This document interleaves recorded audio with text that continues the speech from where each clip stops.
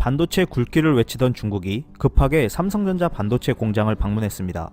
14일 중국 정부 네트워크에 따르면 중국 2인자인 리커창 총리가 시안에 있는 삼성 반도체 공장을 방문했다고 합니다. 그것도 불과 하루 전에 삼성전자에게 시찰 계획을 알렸다고 하는데요. 삼성 반도체 공장을 방문한 리커창 총리는 중국 대외 개방의 문은 열면 열수록 커진다고 말하며 세계 진출을 향한 개방 의지를 알렸습니다. 또한 삼성을 포함한 각국 첨단 기업들의 중국 투자를 환영한다. 중국은 지적 재산권을 엄격히 보호할 것이며 중국에서 활동하는 모든 국내외 기업들을 같은 선상에서 대우할 것임을 약속한다. 기술 기업들과 첨단 분야 협력은 반드시 큰 보상을 받을 것이다 라고 말했습니다. 지난해 삼성전자는 중국 당국으로부터 반도체 반독점 조사를 받고 있는 상태였습니다. 미중 무역 전쟁으로 경제 상황이 좋지 않자 삼성전자 공장을 방문해 향후 중국 사업 전망에 긍정적인 신호를 주겠다는 것으로 풀이되고 있는데요.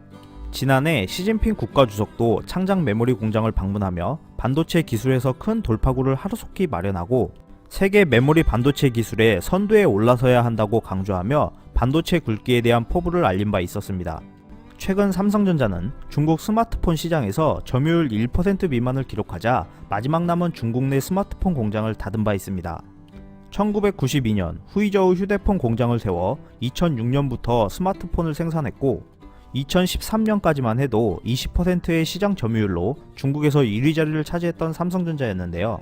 이후 가성비를 앞세운 샤오미, 화웨이, 오포, 비보 등 중국 브랜드들이 등장하자 삼성전자의 중국 시장 점유율은 1% 미만까지 폭락했습니다. 시장 조사업체 스트래티지 애널리스틱에 따르면 중국 스마트폰 시장에서 올해 2분기 삼성전자 점유율은 0.7%에 불과했습니다.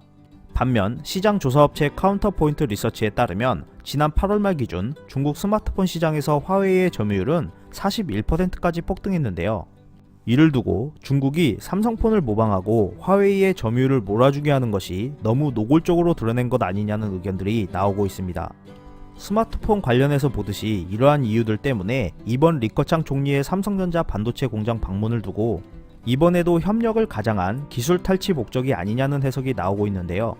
중국이 반도체 협력에 손을 내민 상황을 마냥 기뻐할 것이 아니라 스마트폰 시장과 같은 결과를 얻지 않기 위한 신중한 접근이 필요해 보입니다.